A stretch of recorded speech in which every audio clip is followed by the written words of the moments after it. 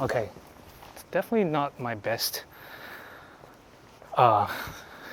framing of my life, but Yeah. it doesn't matter. We need to live life and We'll keep make it going. work. Yeah.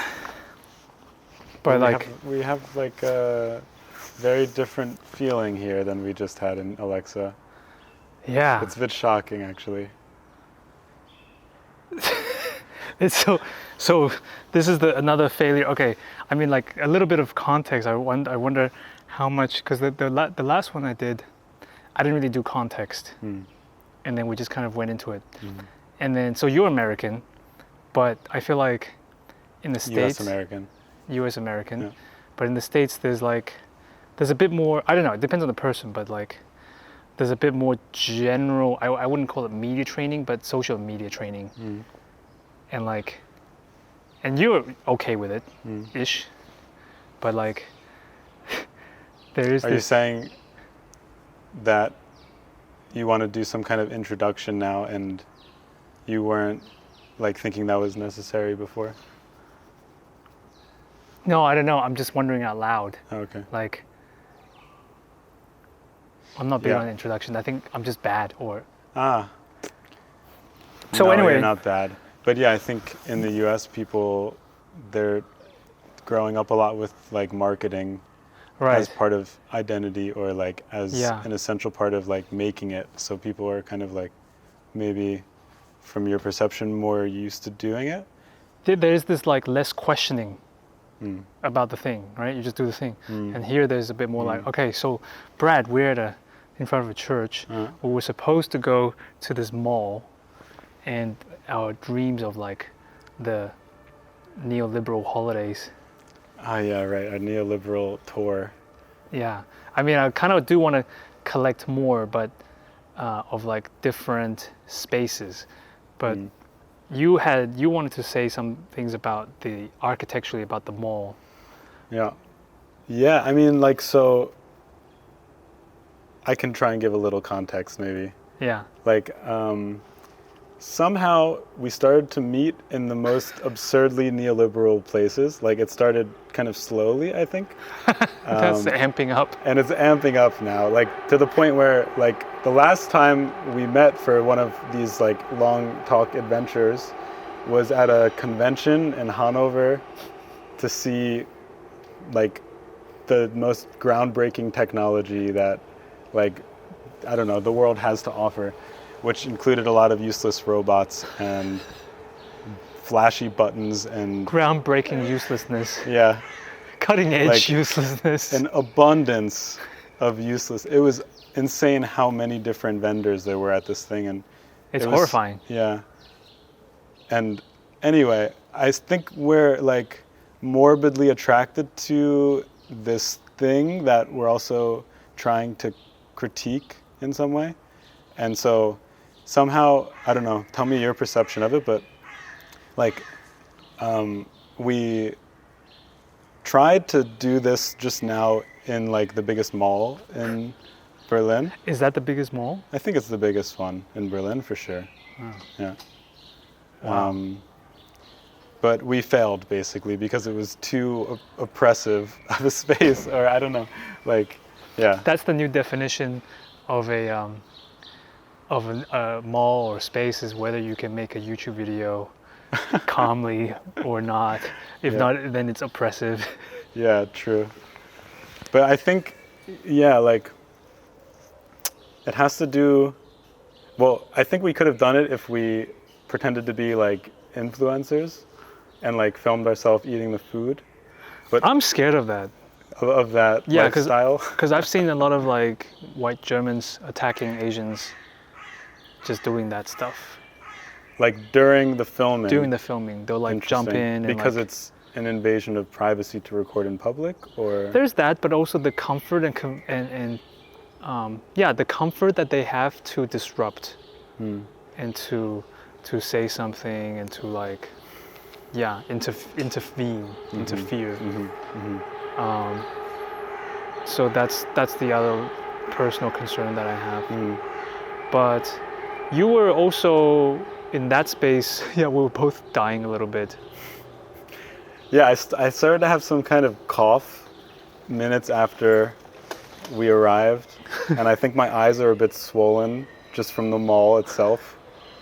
Yeah, but I don't know. I feel better now that we're out here. Somehow there's some cleansing feeling thanks to this wonderful church that we found. Just another oppressive structure.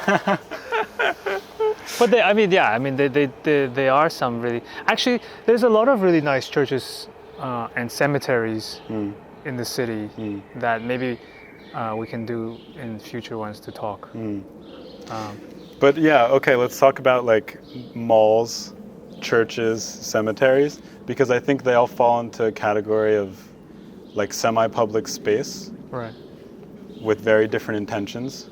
The mall was designed to try and create some feeling of outdoors, to replicate a sidewalk, and these shops on both sides are sort of like the street fronts, basically. So the reason that I think it was difficult for us to feel comfortable filming in there is because it's all a facade. It's obvious that this space is basically only permitted for you if you're consuming. You don't have the right to film in it. And I think in Germany in general, like that question about the right to film is very sensitive and related to the history of like Stasi surveillance. And yeah, that's a whole other topic. But I think like the church is also kind of semi-public space, right? Like here we are, we could probably even go inside right now, but there's some sort of like unspoken conditions that we would have to obey within that space. And so it's interesting we ended up here. It wasn't intentional, but yeah. Yeah, that in Germany, it's easier to do that at a church than to do that in a kind of consuming space where I feel like in the States, that's the same thing. Like I feel like the entire United States at least, has been mallified. Yeah. it's just one continual mall. Yeah. And if you're not consuming, there's literally not much space left, I feel, in the US, or at least in the major cities, to not have to participate in consuming. Like, and that space is even in the homes. Like, in your home, it's just like Amazon, and just and then they got these things to tell you, hey, you gotta. Their Alexa is like, telling you gotta buy this and buy that, and it's just constant. But you kind of, yeah, it's exhausting. But how long had it been since you were there? For 2020 was the last time, so 3.5 years. Okay. Around. And you noticed a big shift? No. I wouldn't say so. There's like little shifts, like changes, boring stuff, like post-COVID, like the restaurants, they all have those ugly new things. Like out front so that you can eat outdoors. Yeah. And then now I think it's nice to just have that option, but they're ugly as hell, depending on how rich the restaurant is. In New York, yeah. And then when it's really hot, everyone's just inside for aircon. And then the other thing I noticed is that there's just an expansion of gentrification, of course, but that's just a matter of time. But a lot of places, just new constructions. And then the people, a kind of extension from my comment in my film that people seem to love, which is like my observation about dogs in different cities. And this is really funny. So like in Germany, like in general, like for whiteness, is that this is the violence and the oppression that one cannot speak about the hegemony. One cannot speak about whiteness. One cannot speak about Germanness or whatever that is, right? Of course, like there's a lot of problems with regards to generalizations. However, to speak structurally, that's still something that I think is important to speak about with full awareness of like, hey, there's still individual cases, but how I think it is important for people to be able to discuss structurals but understanding that you're speaking on a structural level and that individuals can have, mileage may vary. So I say that is because you can't be going around like, what Germans are like this. Especially people just lose their minds. At the same time, we all sense it. And that's why, and then this is where it's funny because on TikTok or Instagram, certain people are allowed to make those jokes. Like there's this one guy I really enjoy, which is like a German white guy. Actually, he's German American. And he makes jokes about Germans because he himself is German. And then that we can accept. But then the question is, what if it's a brown person that grew up in Germany or that was born here doing that same kind of joke? I don't think it would fly as well. But then that reveals the predicament of what we believe to be German and so forth. Now, when I talked about this regards to dogs, everybody loved it and laughed very hard. And the other thing I want to say is that, so what I noticed this time was, especially in this area I was staying at in Greenpoint, it's like crazy gentrified and like these buildings and like, it just looks like a new, how do I say it? Like, I don't know. I want to say Miami or what, like it's just like high-rise buildings and there's like the wharf and it's very nice and you see the skyline of the Manhattan and stuff. But the dogs there and the breeds vary, but they're all quote unquote getting evolved. And I don't mean that as a Nazi or, I mean evolved in the kind of construct superficiality in that they got fucking shoes and they wear shirts. That's what I mean by evolution. I don't actually mean it's better. I just mean this is the cliche concept. Yeah. And then that was crazy. And then I'm thinking like, oh my God, are they gonna go to like other, and I've seen this, and there's a story with a monkey that was kind of like this, where they raised a monkey to be like a human, and then when she had to go and procreate with other chimpanzees and shit, she was like, who is this filth? Who is this animal? And that is a construct, and it's just so crazy to see all these like dogs with shoes. Yeah, the dogs with shoes. It's, I don't know. I mean, like there's this cliche that the owner sees themselves in the dog and wants to somehow like, maybe multiply. Conceptually though, because most of these dog owners, I would say, are terrible dog owners. Not all of them, again, generalizing, but a large amount of the groups I saw was that the way that they had the relationship with the dog was very much it's an object, right? And they were all the like top breeds, an accessory for their Instagram or whatever stuff, and they all look cute. But most of them had they had difficult relationship with this thing, and they were like, collar surfing and like just, it was really like tension and like not good communication and awareness with each other, So that was really disturbing for me to see. I saw some video once of like one of the most famous dogs in terms of like film and commercial appearances, and it was fascinating to see the owner talk about this dog as like basically a source of income without saying it. Like there's like this history of domesticating wolves into dogs, which is like very long and fascinating research that I'm starting to do in the last couple months. And it's sort of obvious, I think, but like the breeds of dogs are a direct translation in many cases of the desire for the animal to perform a specific task or to like extend the human's ability to produce labor or perform labor. So, like we can kind of like read into the modern day state of a species and see, like in some cases, this was a dog which was bred specifically to be a tool of a shepherd to patrol a border and make sheep stay within a ground. Yeah, like we see it in the way that it acts now outside of its job as well. So when you see like a border collie in the city, it's full of energy. It's like posed, like looking out in the distance. And so I'm just thinking now, like as the labor of dogs is somehow not so closely associated with the dog anymore, the accessorization of them is like almost a sign of that. It's like the dog isn't here to to do anything for me. It's just here to augment my identity in some way. And I show that even further by giving it accessories. But I'm curious, like, yeah,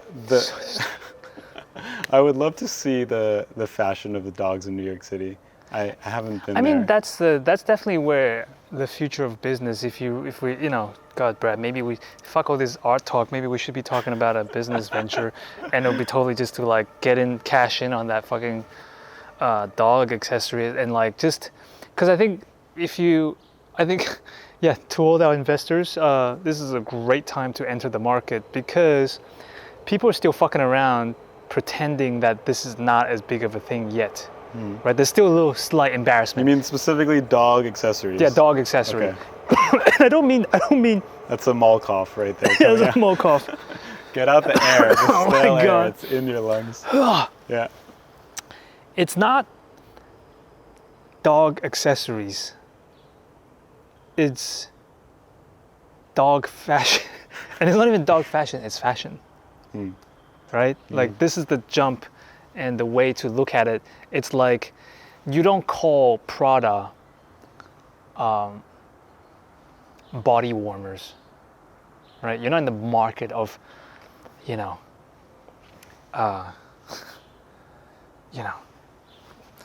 foot protector, right?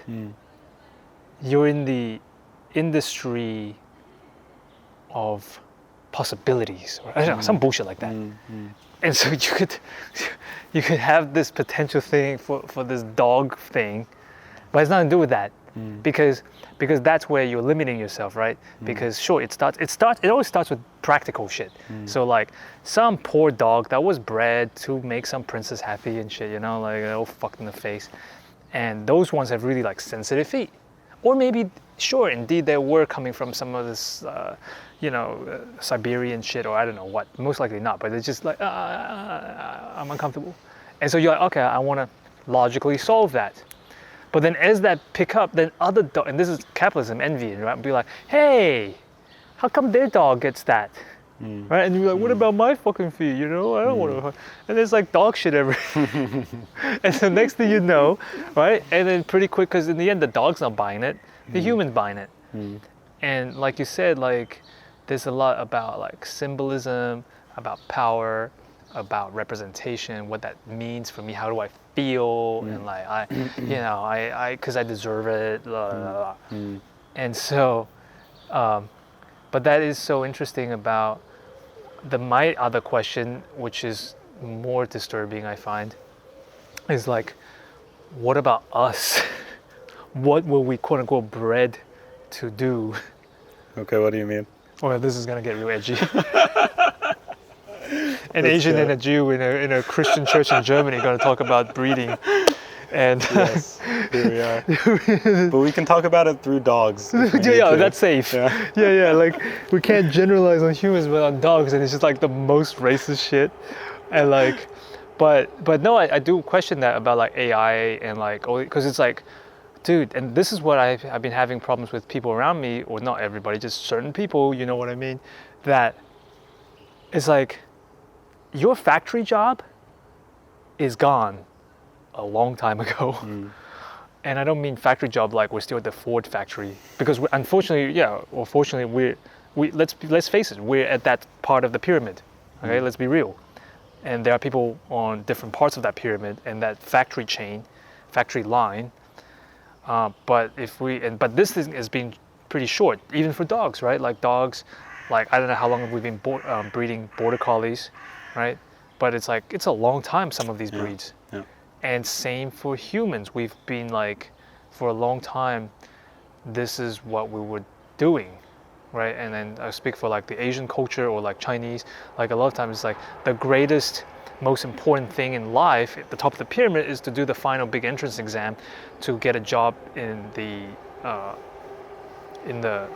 the courts, right? To serve the emperor. That is the most honorable job, and it's a matter of priming your intellect. Okay, and you compete with the whole nation, and depending on how far up that ladder you go, you will be guaranteed certain level of privilege and resources. In South Korea, that's still going on, and now it's instead of the court, it's replaced with Samsung. So now we don't give a shit about philosophy, we don't give a shit about culture, we don't give a shit about the arts, we give a shit about how well you can fit into that Samsung structure.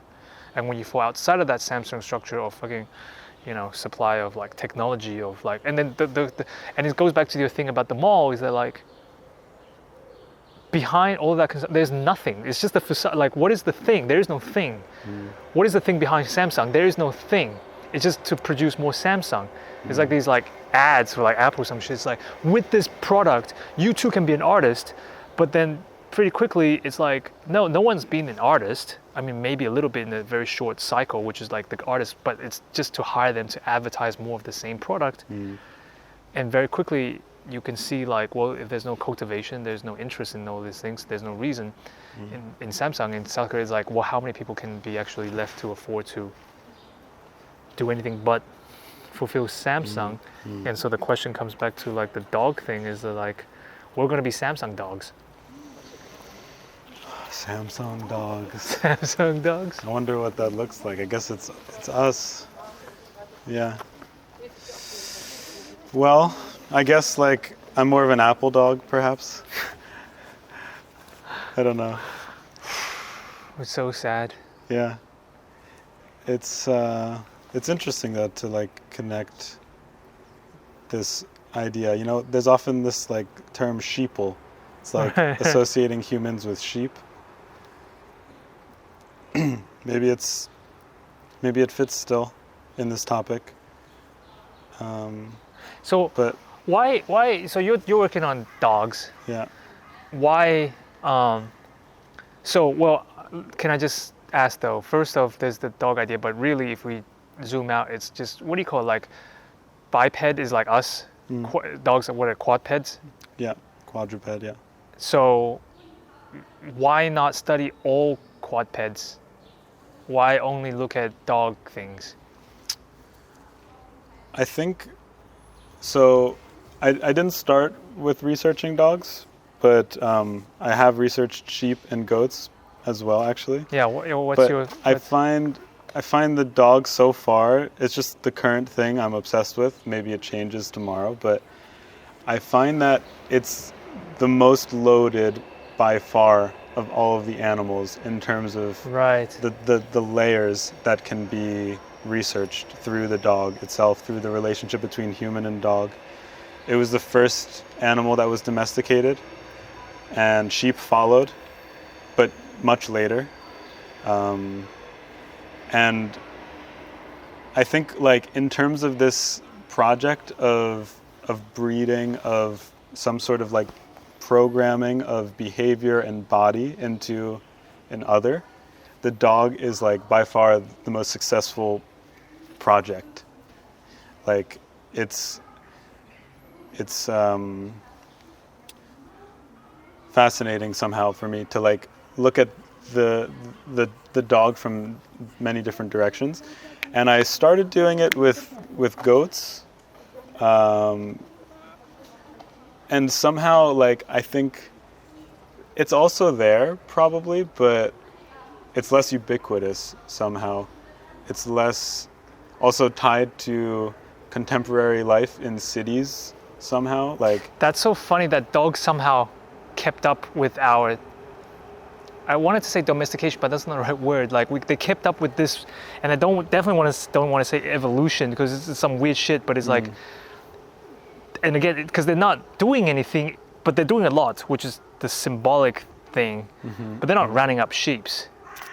yeah. They're not picking up fucking frisbees and shit. Like, is it for me or is it for you? Yeah, but I think that's the thing. There's no clear answer, actually. There's some codependency that has emerged over time. Like, I actually don't feel so strongly connected to dogs. I do enjoy them, like when they're around me, but I don't feel like I want one, actually, which is ironic because I'm like so obsessed with them right now. I'm like some kind of voyeur of dogs at the moment, like when I see them on the streets. But I think that, yeah, there is some kind of like extreme codependency which has been inherited. And I mean, I think we can all easily think of someone in our lives that like has extreme emotional dependence. Yeah, it's not a dependence, it's really a codependence. There's a lot of love in the way that like a human and a dog just look at each other in the eyes, you know? Like, I think, is it true? Like, the dog is one of the only, if not the only mammal to have like a small iris with large white space around it. Oh, that's why. So that, yeah, we like Oh my humans God. selected for some feeling of recognition, like being able to feel seen. And I think also maybe there were other uses for it to see where it's looking. I don't know, but This yeah. is so fascinating because, well, with Lacanian psychoanalysis and theory, there's this concept of méconnaissance, which is misrecognition. It says, for Lacan, all interactions are variations of misrecognition. Like, here we're having a conversation, but do we really know what we're talking about? Do I really know you? This is most of the time it's bullshit. Like, Yeah, I'm actually focusing on the periphery the whole time you're talking. yeah, not and looking the into your eyes. words that I say, we could just, sure, you know, but at the end of the day, you don't know what I'm gonna go home and jerk off to. Probably this video. Yeah, actually. So maybe you do recognize a few things. But speaking of the dog thing, though, is like spin the eyes. So one thing I want to add was that, like, I notice, and I don't want to be too misogynistic, just minor, but like in a period of the question of overpopulation, right, and difficulty with social interactions, I think all of these things adds to the increase of popularity of dogs. There's no accident. And also, like, I love, and my mom noticed this very early on, but like one of the last episodes of South Park, that big COVID special one, like there's this thing where like, yeah, the world is falling to shit, but the market for dog accessory shit is pumping and increasing and doing This better is than a ever. South Park episode? Yeah, Oh, okay. right? And I so stopped watching it, but yeah. it was a really good episode. Okay, yeah. And but the thing is, and then I know people that it's like, it's also this thing where, you know, let's say if a person goes through it, has an abortion, right? You can't have a child, but you can have a dog. And people say, I'm the dog mom. I'm the mom of this thing. And there's that transference or substitution of, instead of raising a child, you raise a dog, right? And that kind of, But do you actually see it as like gendered dynamic? no, it Oh, could okay, be, yeah. but I find that some women definitely are more commonly found to say that, at least in my very limited observation. Okay. And I just don't hear as much people saying dog dad. I'm a dog dad. But I hear Yeah. dog mom a lot.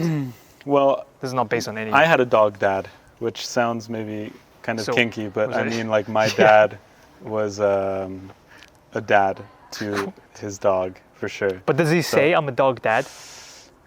Like, I think he kind of would. Kind of. Like, yeah. He doesn't have a social media account and says, hey guys, I'm a dog dad. This is my. No.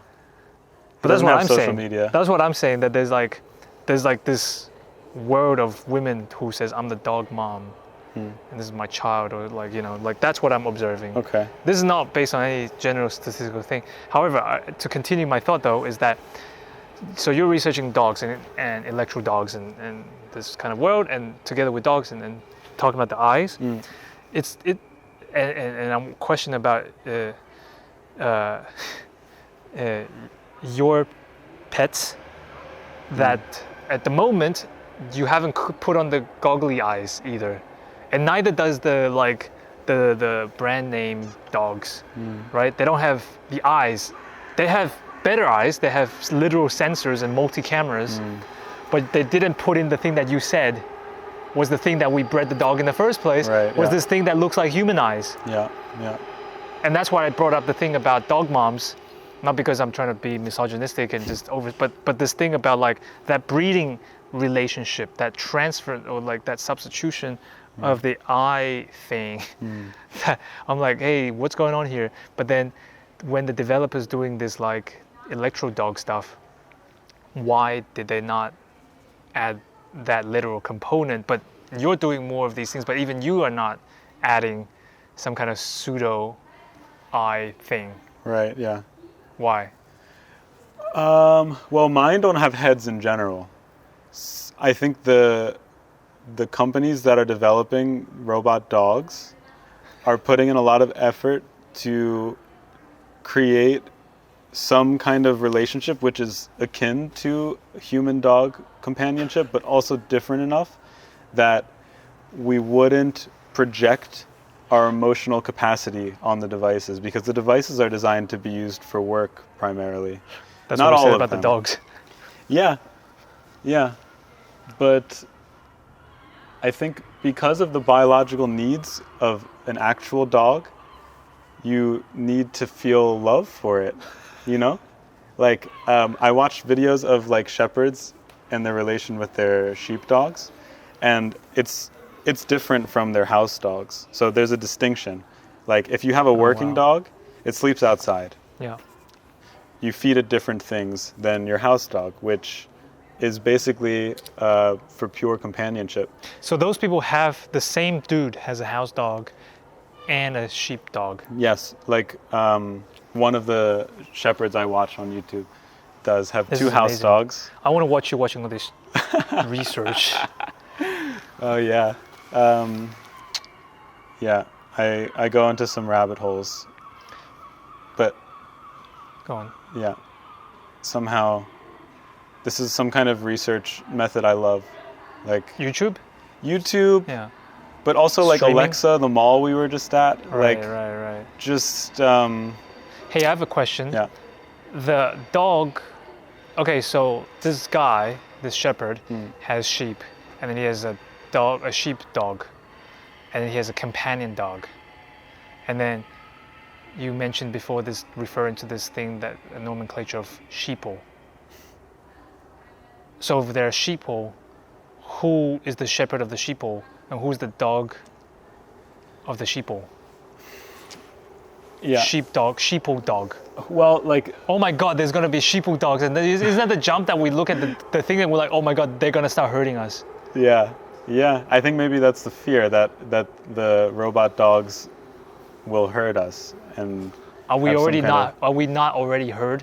And this is the part where I feel the other day and I posted about this in Berlin, just like these people fucking raging at me for not abiding by the fucking red lights. while walking While as a walking. pedestrian. Yeah, yeah. This guy is like, he needed to like go out of his way to like crush me Okay. because With his car. with his car. Oh fuck. I was like nowhere near his place, and he started from not moving to revving the car and having to crush me. Yeah. And I'm just like, where is this need? And then speaking about breeding, what is the deal with Germans? With this, like, it's one thing, I get the order stuff, right? And like, for example, Japan is very orderly, but they have a different way of going about it. But the Germans have this like aggression, like this. What is the breeding why? Why do you feel it's so necessary to aggress, like as if you're defending? I don't know. It's almost like they're trying to defend some kind of, it's like save the children kind of shit. Like oh my God, save the queen, save. We gotta save all this. What are you saving?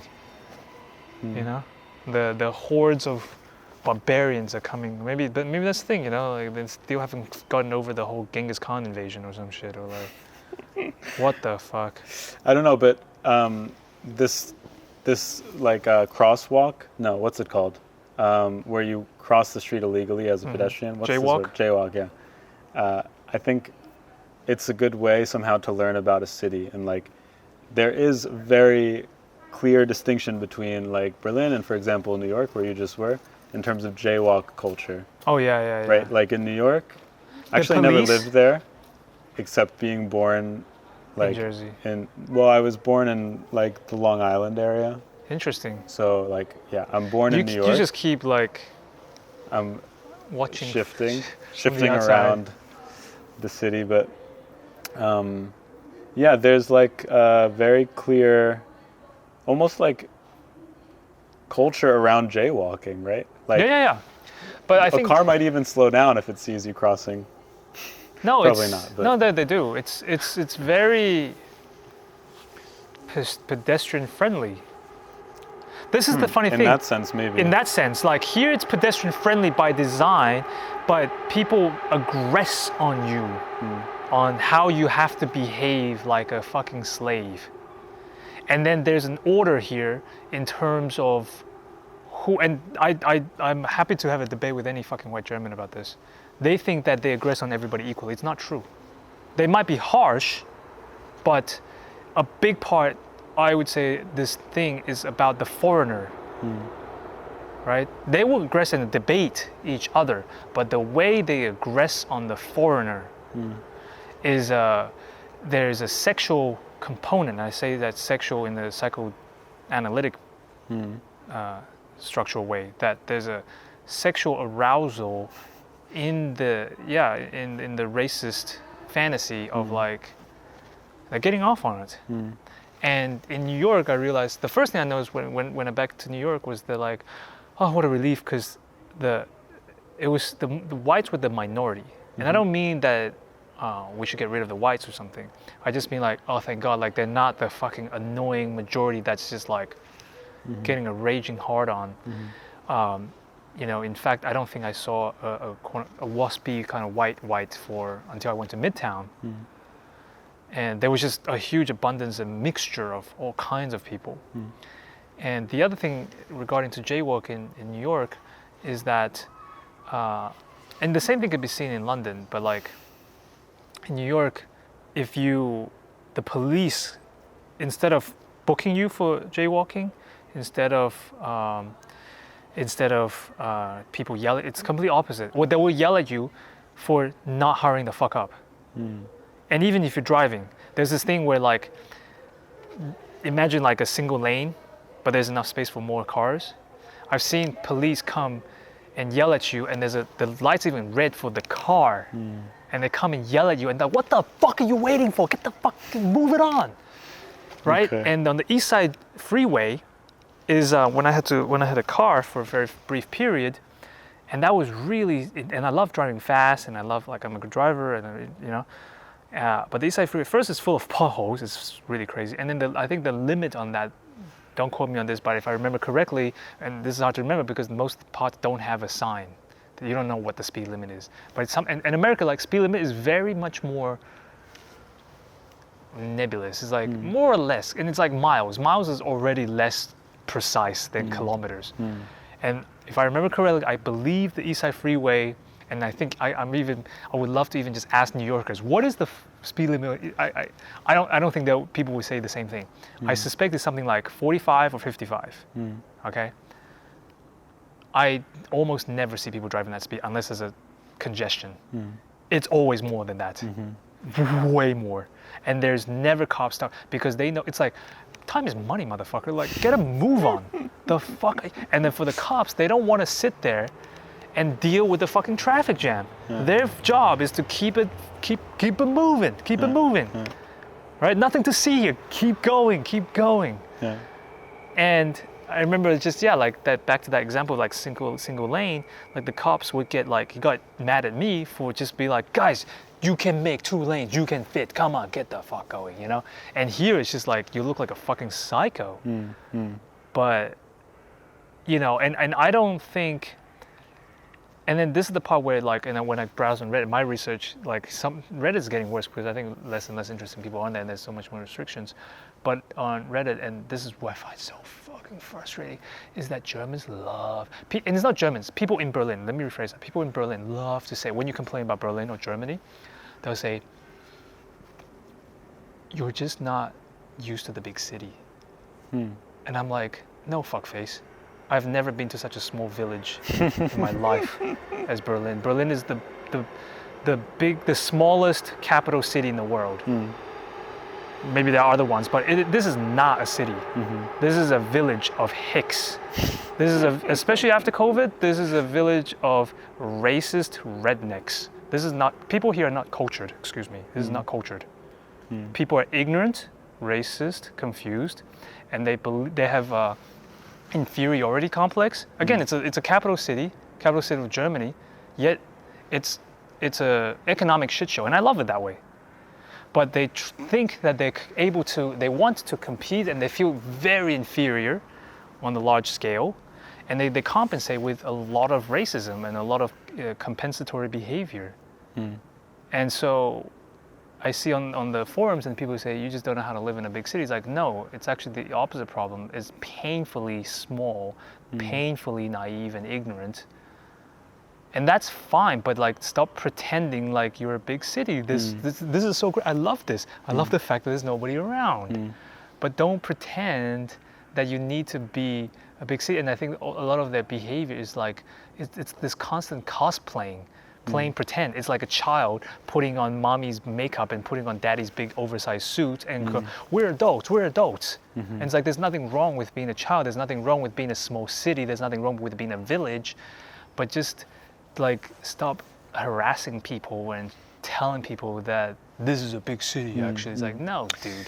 Yeah, it's unfortunately quite relative, I think, for people in terms of like feeling that Berlin maybe is very diverse. Like, I see what you're saying in terms of like for people who like grew up maybe in a village in Germany and moved to Berlin. Berlin is a big city. Let me rephrase. Yeah. For the global majority, this is a village. And Europeans and white people is a global minority. Yeah. So we're not even getting close to the average of 50%. No, the 1% is the global minority, is the whites here, and they are so ignorant.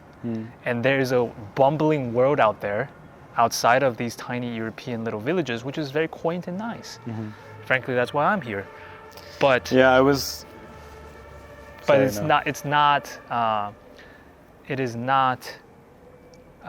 So in terms of relative, sure. Again, of course. If we are to ask the royals of each country what they think is normal, right?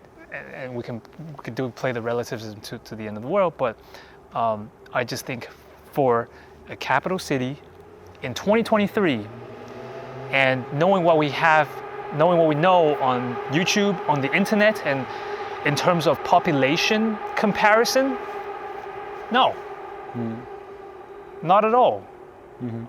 And that's okay. But if you're like on Reddit, which is an American, US centric kind of world, and we're speaking, and so relatively is like, hey, in all the other communities on Reddit speaking English and talking about things and like comparing that, it seems absurd that Germans would then want to say like, as if their view has such a dominance. It's like, no, your view is less than 1%. And it's time that the global minority take stock of that and open your eyes and realize that the whole world out there that is not your Orientalist microcosm. Because the world has seen that, but they also have their own thing. And it's like, why are Germans so unaware of the world that they stole from and colonized? Well, I mean, like, I think the reason is connected to the obvious like history of Berlin and Germany in general. And I think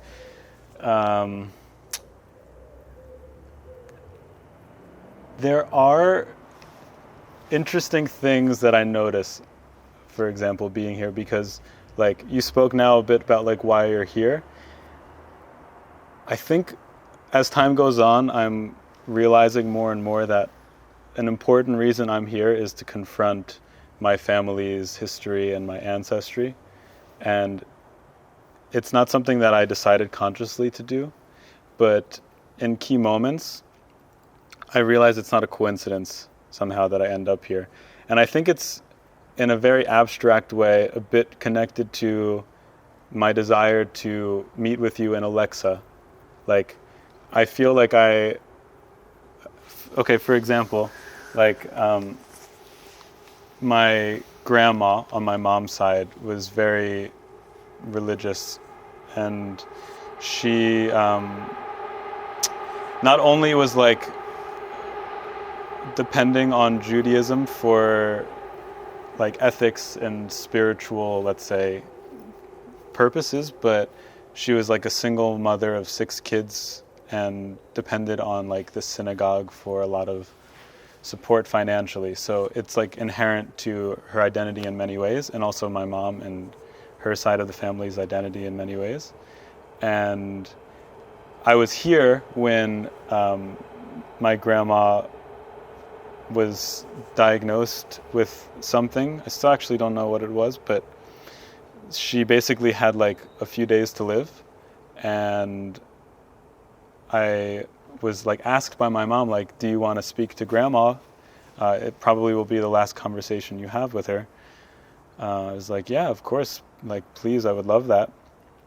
And she was like, okay, but you need to be aware that she's not in the best state of mind, and she might be, I don't know, presenting you with a version of herself you don't want to remember. It's like, okay, interesting, like, but I don't care, it's fine. I didn't have a very warm relationship with her anyway. It wasn't like going to change so much my perception, I thought. And so then my grandma gets on the phone, and I'm like, hi, Grandma, it's Brad. And she's like, Brad. And she thinks for a second. She's like, Brad, are you still in Germany? And I was like, oh, yeah, I'm here. I'm still here. And she, like, just started, like, yelling, cursing at me, like, before I could hear much, my mom like took the phone back and it's like, oh, I'm so sorry, Brad. I'll call you back later, and hung up. And that was like the last conversation I had with her. Oh, really? And like, it's moments like that which make me realize that like my family went through a lot of effort to leave this part of the world at some point. And yeah, here I am. And like, it's not something, like I said, that I'm so focused on. I think like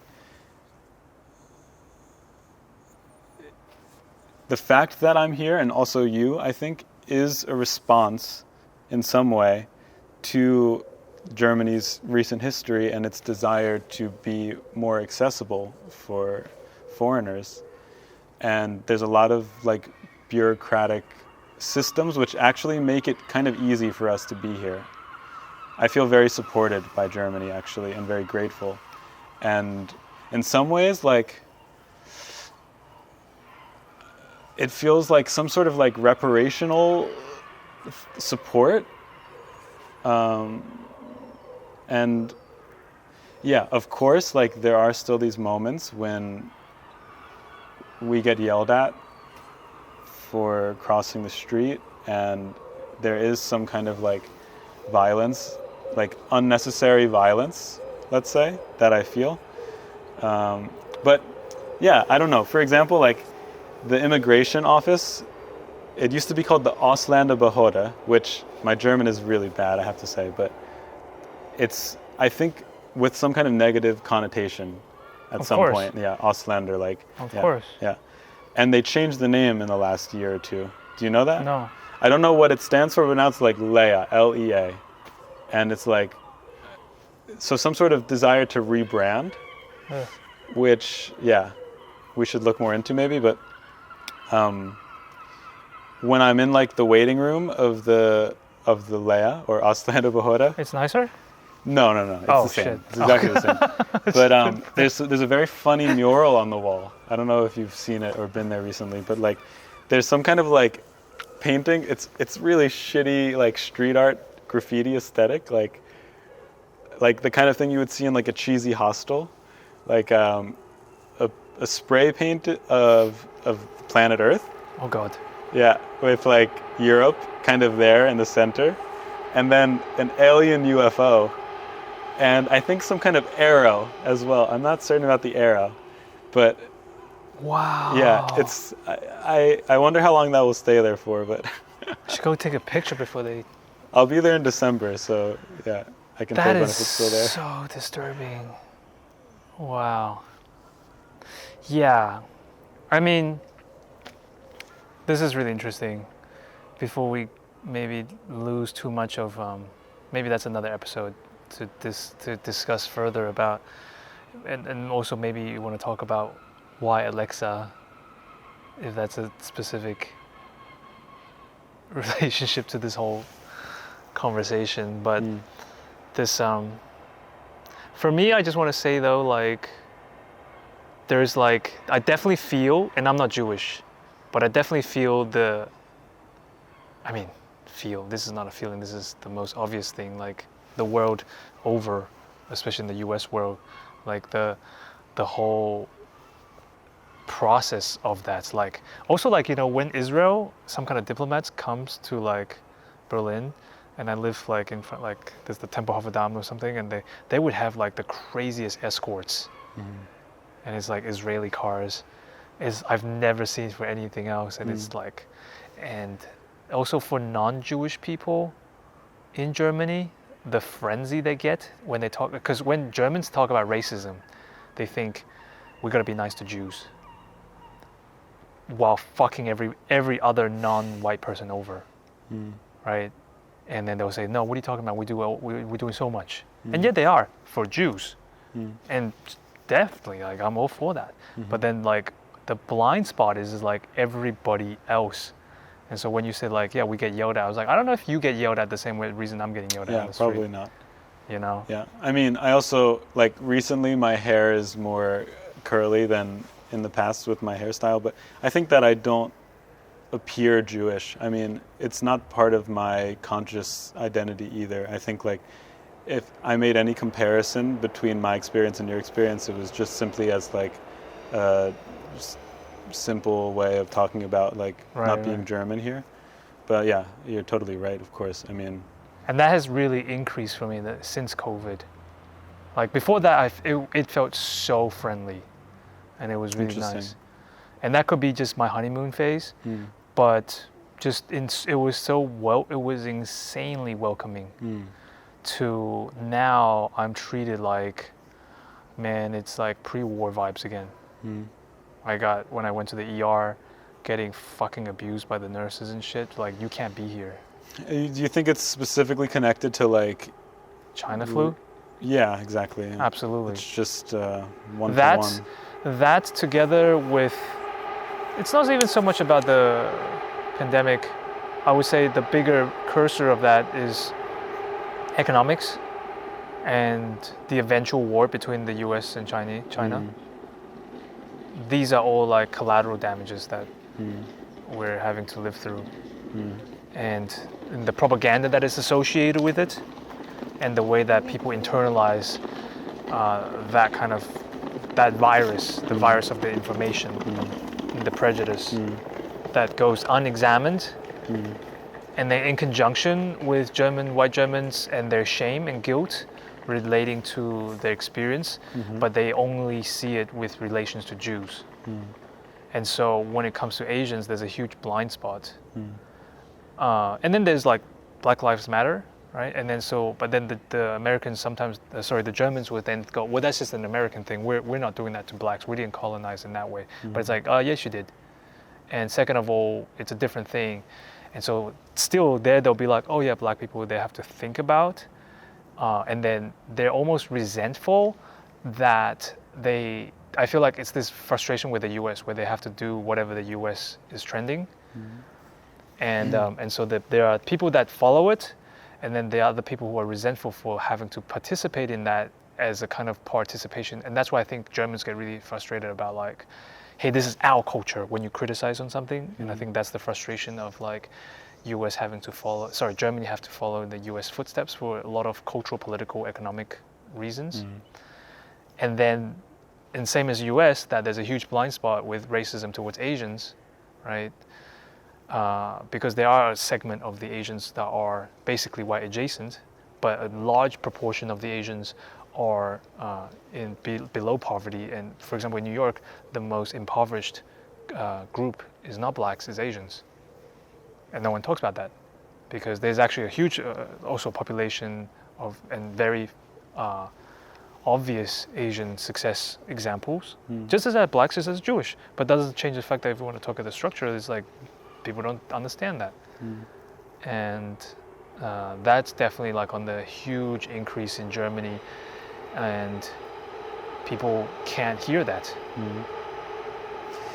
Well, you just got back from New York. We didn't talk really about that yet. Right.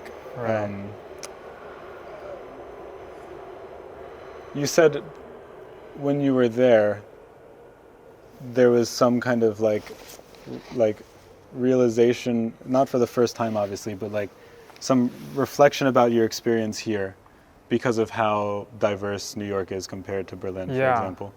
But yet you remain here, right? Like, I imagine you didn't desire when you were in New York to stay there. Like, maybe a part of you was nostalgic for it, but like, is there a part of you that actually does want to go and live in New York again, or are you complacent with like this tension here? And yeah, what's your I just feeling had about this memory now, and thanks for bringing this up and like for me to think. I just had this memory when I was a kid, because so I was born in Taiwan, and then we immigrated to Australia. But every year we would fly back to Taiwan to visit family and all that kind of stuff.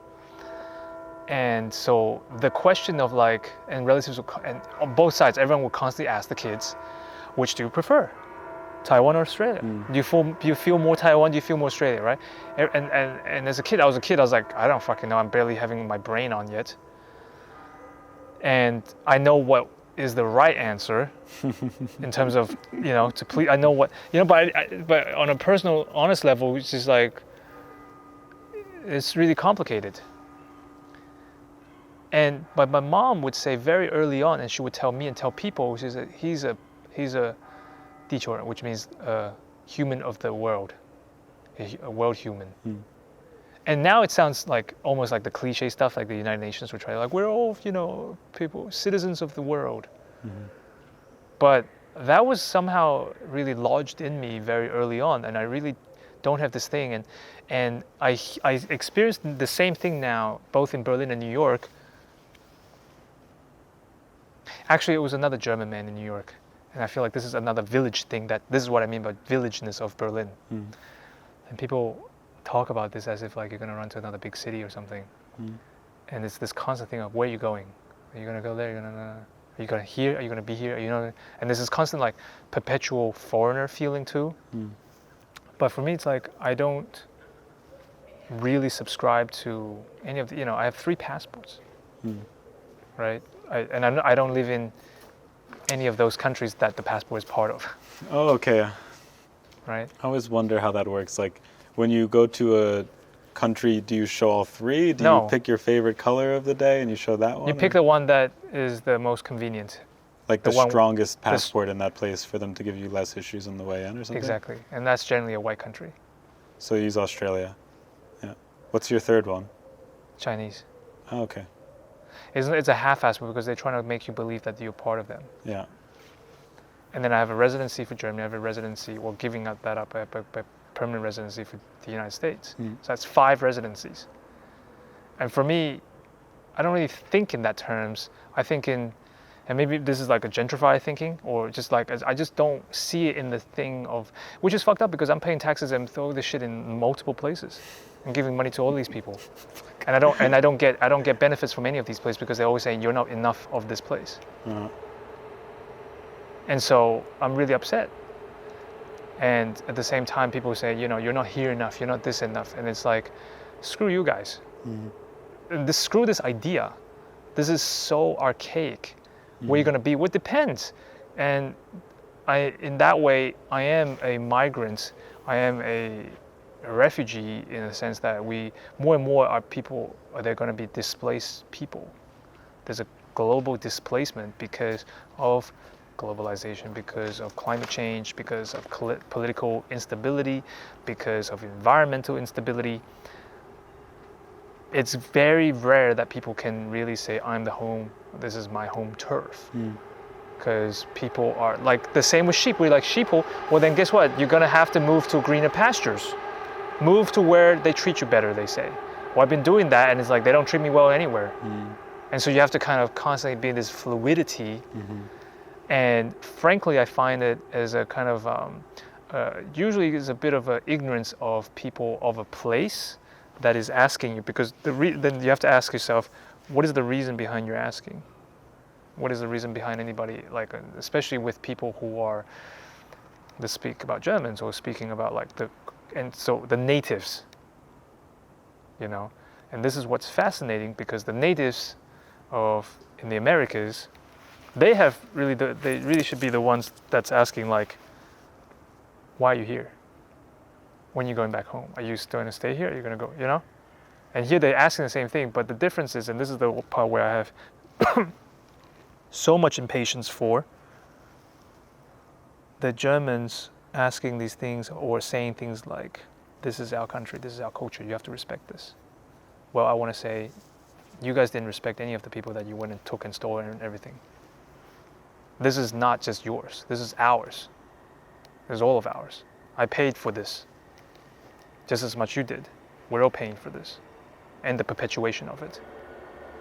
So, having said that, I think more of in terms of, first there's environment, because I'm allergic to the sun, so there's limited places I enjoy going to. But the US was nice because there was a lot of aircon. But I see more of like, it's the same shit as like, you know, an economist revealed to me also this thing that we allow capital to move very easily, but we don't allow humans to do the same. And it's gonna, and well, I don't know, like unless it's associated usually, right? So I don't know, like the way that we want, let's say, if you have capital, and you would, if you have the energy and the time, then you would move the capital to where it would flow best and get your best returns. That's the capitalism. And why would you not think the same way in terms of the human body? And that is happening, right? It's like there are certain incentives where certain parts of the city is more beneficial, and then you see in the countryside, and then why would we not see that?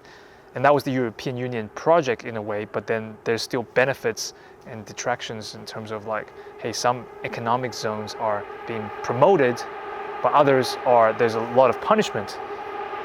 And you can see that on a global scale, where it's like some places like, this is inhospitable. And why? Well, who was in Afghanistan recently? Why are there so much people leaving? What's going on in Syria? Like, why? You think we're all neutral in this whole discussion? And so I'm wondering, like for me here, I have this thing about like why I'm here. For me, it's also very unconscious, but it makes sense after a while. Like there's a reason why I'm here.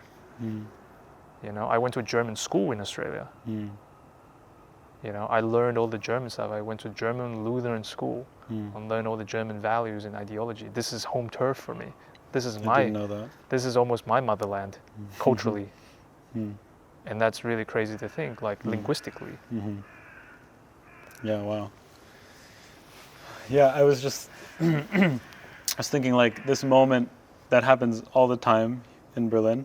It's like people ask where you're from, like as one of the first questions when you meet someone. And, you know, I say I'm from the US. But I noticed that over the years, like I changed the way I said that sentence. So, like, I think when I first moved here, I said it very naively, neutrally, maybe even like with slight friendliness.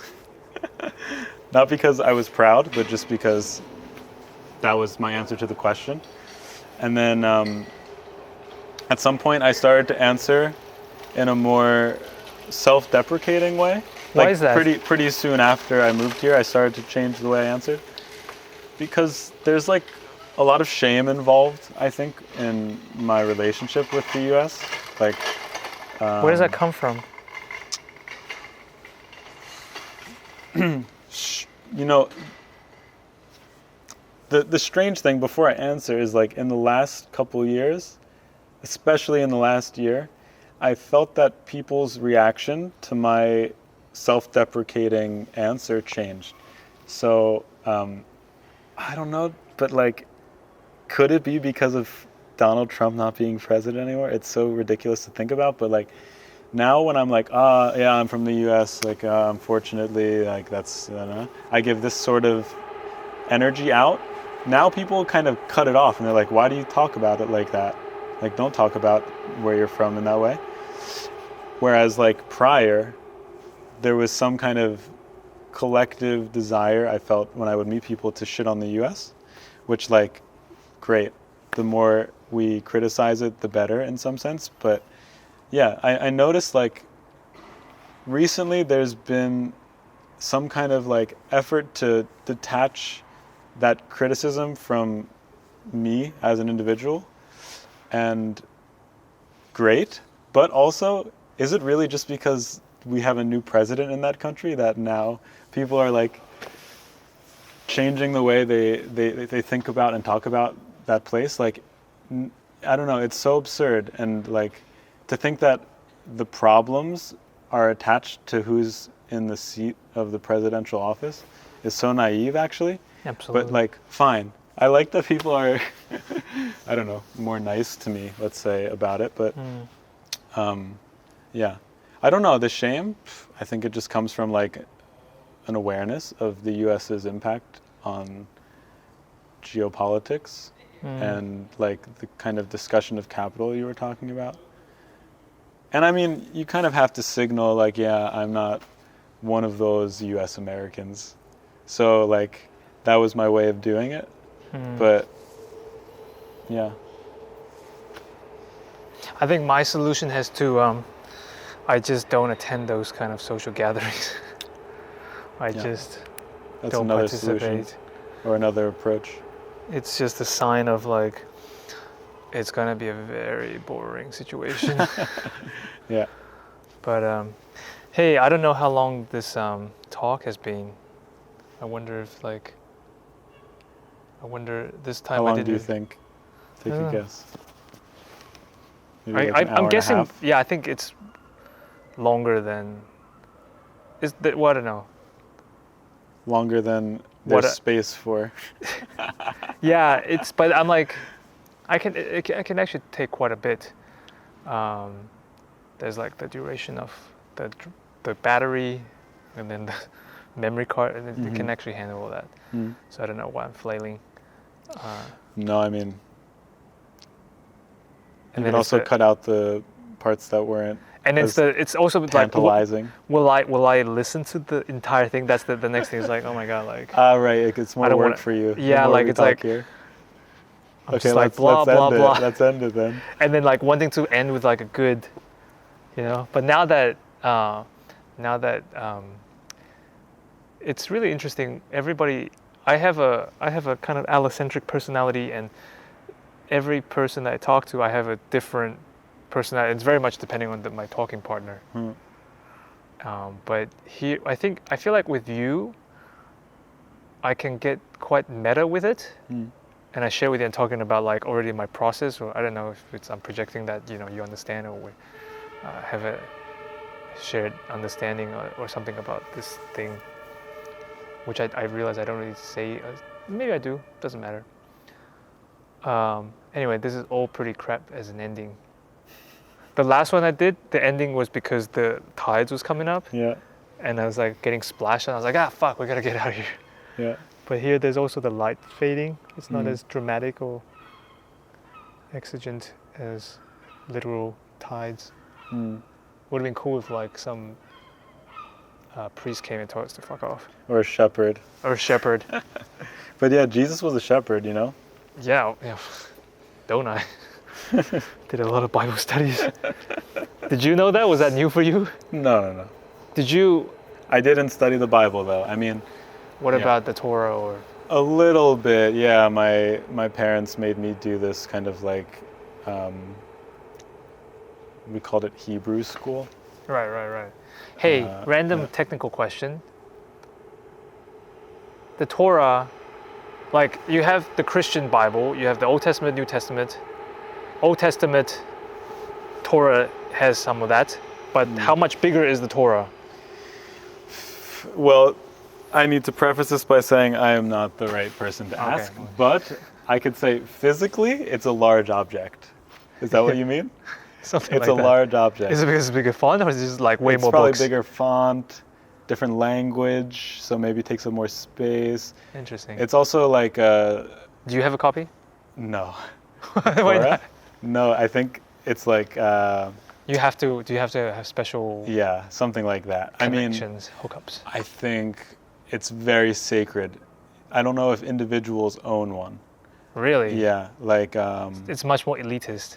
yeah, definitely. It's not. You didn't have your. You didn't have. Jews didn't have their version of like the Luther revolution, kind of like, or even Again, yeah, I'm not the person to ask, but I think Calvin like version, like to be like, come on, you know. yeah. There is probably like a section of like the history of Judaism where it does become kind of more like, I don't know, independent studied, and like more supportive of like independent studies. But I just have like memories from my like teenage years where this object was like almost too heavy to lift alone. Like, yeah, and it's like very ornately decorated with like jewels and like some kind of like blanket and Blanket, that's yeah, nice. like an outfit actually. It's accessorized. Yeah. Is that some of the influence for you to like give that kind of like treatment, respect, to add like that layer? I don't know. Yeah. Yeah. Another good ending would be if like a dog appeared out of nowhere and like came over to us.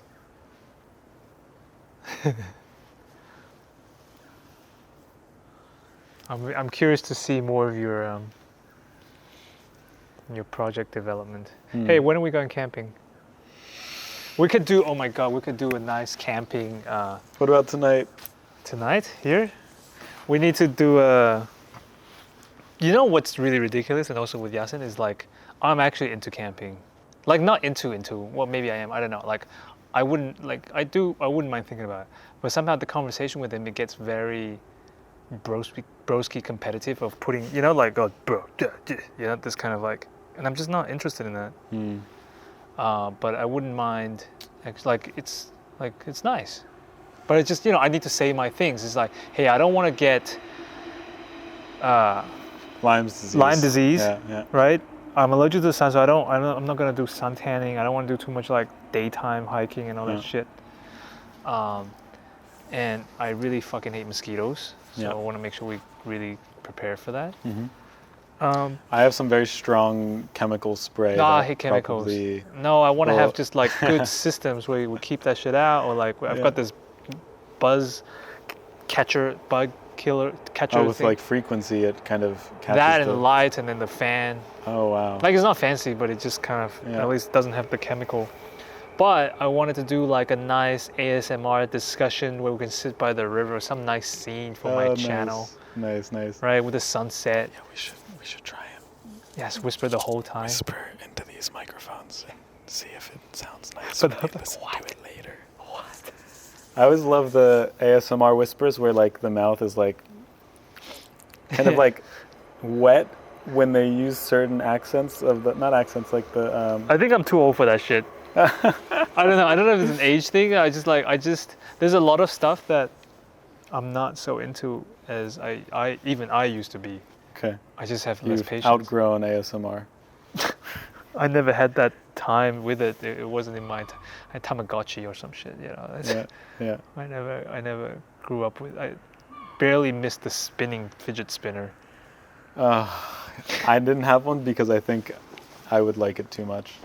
I think the whole time we've been talking, I've been spinning my ring. Huh. It's basically the same function, probably. I do the beard rubbing thing. It's my new. The beard thing is which is really funny. You know who has been the most verbally jealous of it? Women. Okay. I was so surprised by this. Maybe I shouldn't be of surprise. But how do they express this jealousy? even my ex's 2-year-old kid would like fucking pull on it, but legit adult women would pull on it. And I'm just like, what the fucking let go? I fucking kill you. Okay. And then they would say it. I think I'm jealous. They literally say it. And they'll mock me for it, but then they'll go, I think I'm jealous. I was just going, holy shit. Okay. But it is this thing with and I understand this, like a lot of times it's like the desire for the desire of the other, and secondly, if you can't have, there's a huge desire because you have a huge lack. And I've experienced this when I was at a party and there was a woman who was pregnant, and in that kind of space we're all much more like bodily aware and open to talk about things, and both me and this other man were like, oh my god, I feel a bit jealous of just like the fact that you're pregnant. And we're much more intimate, so we're much more, in that kind of space we can speak about those things. And we've just been open, just like I can never do this. And that feeling was like, wow, like this is so stupid, but it's just like, you're not gonna grow that much hair on your face. I don't even have that much hair, but that envy, like. So then what does it mean that you grab it all the time? I don't think I grab it, I stroke it. You stroke it. Oh, okay, it's a different action. They do this. They actually pull. They do this and they hang, and it's like, like babies that they have this thing where they just grab. And it's a very, like they do it immediately almost. If they were stroking it, would you feel differently? Yeah. Yeah? And there's an age cutoff. Uh, At some point you're gonna have to ask for consent. yeah. It's like, fuck off. Yeah. This is private property. Oh, look at that. It's not a dog, but it's close. Wow. I didn't see foxes until I came to Germany. Yeah. The first time I ever saw a fox was in Berlin. Yeah. I think they're quite mystical. Yeah, I think so too. For me, at least. Yeah. But it depends, I think, where you grow up. Like for me, I grew up around deer, and they're very. What about deers? And why goats? Like why researching goats and why not anything else? I got to the goat because of the story about like the military history of World War II. So. And they did goats? Supposedly, like the goat hearing like frequency spectrum is very similar to the humans, which is just a coincidence, perhaps. Maybe not. Maybe it has to do with like the environments that these animals evolved in. But as a subject for like the sonic test of a specific kind of bunker that was designed to see if like human inhabitants would have their hearing damaged based on like a shock wave. Oh my god, so they put goats there to test their hearing and exactly. Poor goats. Yeah. And they all survived, but were all deafened.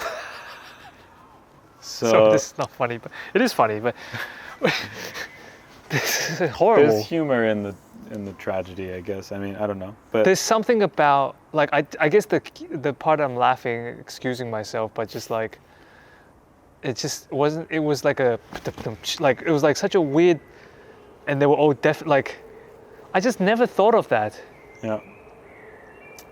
That would be a That would be a sentence. Yeah, they were all deaf, and yeah, I don't know. It's like a specific kind of violence that like it doesn't seem to.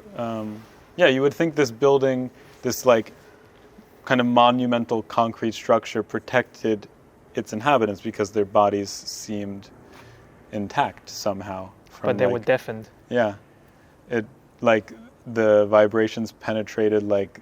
How loud? What decibels are we talking about? I don't know. That's a good question. But I from what I understood, it had to do somehow with like the interior volume, kind of like creating pressure. Oh like my god! Amplifying pressure. I don't want to be in there. Poor goats. Yeah, but so like what they learned through these tests were that if you were against the wall, your eardrum would explode, I guess. Oh my god! I thought you were gonna tell me you gotta be against the wall, and I was like, no, dude, don't.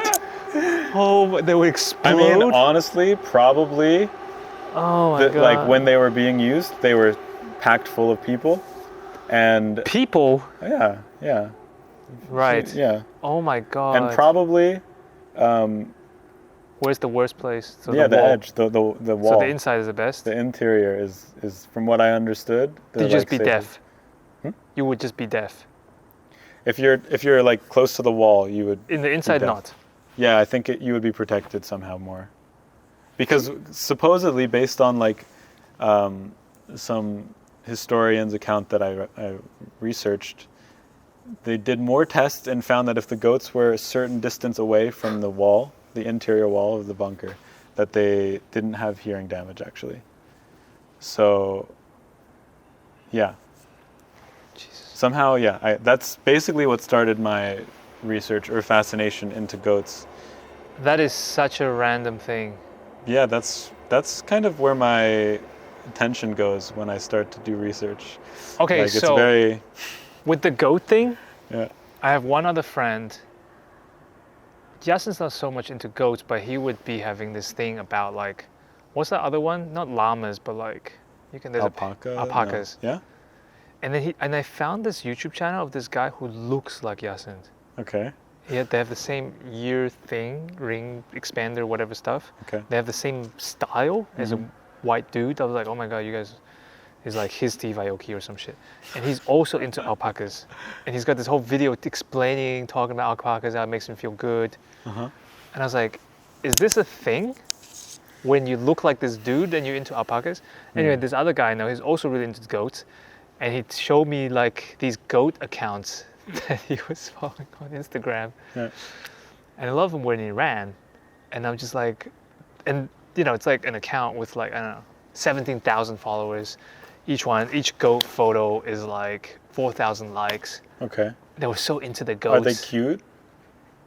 I guess I'm not that much of a aficionado. Are they doing something, or it's just kind of like a portrait? There'll be like videos. Okay. And maybe the one account was like, I think it was like some kind of trading, goat trading, but another was more like a lifestyle. Like, not, I don't know, like they're just goats. I don't know. I'm Yeah, not that much okay. into goats. I'll look into it. I'll update you. I was what's just really shocked. going on. And I'm less interested in the goats. I'm more interested in you guys, like the specific men. And I'm like, what is the connection here? What brings a certain type of man into goats? And why not? And this is not, I don't know if this is a continuation of, you know, okay, we used to codependently be blah, blah, blah, and now we're just like conceptually into it, right? I don't think just that, but like, or maybe that's all it is. Maybe like 3 generations ago, you were really into goats, or you know, and then you just kind of had that severed connect, and now it's coming back through the most random things like Instagram. Well, I have to say, like, my fascination with basically, I think, most, if not all, of like the topics of the art that I'm trying to make, it doesn't feel inherent. Like, I think there's something in me that finds a reason to be interested in it, like robot dogs. I don't care about robot dogs. Yeah, of course. Like, I'm not the kind of person who's like wanting to buy one because of the reasons that this company wants me to buy it for.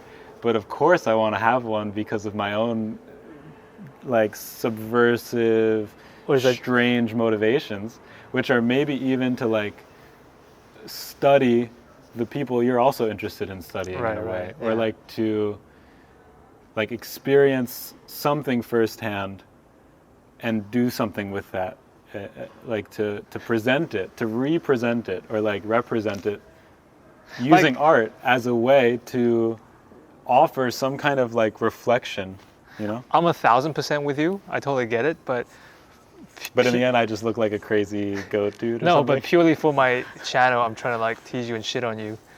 That, like, I want to say, and this is like my stupid Australian homophobe kind of stuff, but it's like, you could say the same thing about a gay experience. Like, oh, I'm not into dicks. I'm not into gay experiences. I'm not actually gay. So I'm just going to replace whatever you said. And I'm just into the representation of the artistic, political, economical meanings and what does that mean? And it's, you know, of course I wouldn't want to. And is that just a very elaborate way of still the same as every other robo dog buyer, and except the other dog robo dog bimbo just gets it because like I think it's cute for my thing. I don't need to talk about it. And you're like, you have to qualify with all of this art theory.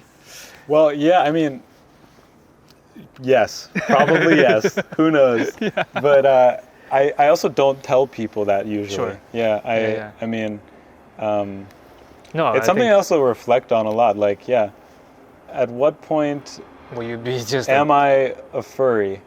yeah. Like, at what point is like, you know? And who's to say? Who's to say? This is the bias part. Who's to say one of these furries are not the same level of intellectual inquisitiveness on the robo-dog subject? Perhaps even more. They just don't need to make their art thing about it, right? But they actually. Yeah, totally. You know? I mean, you don't know like, that. in a way, I feel. When are you going to a furry dog convention?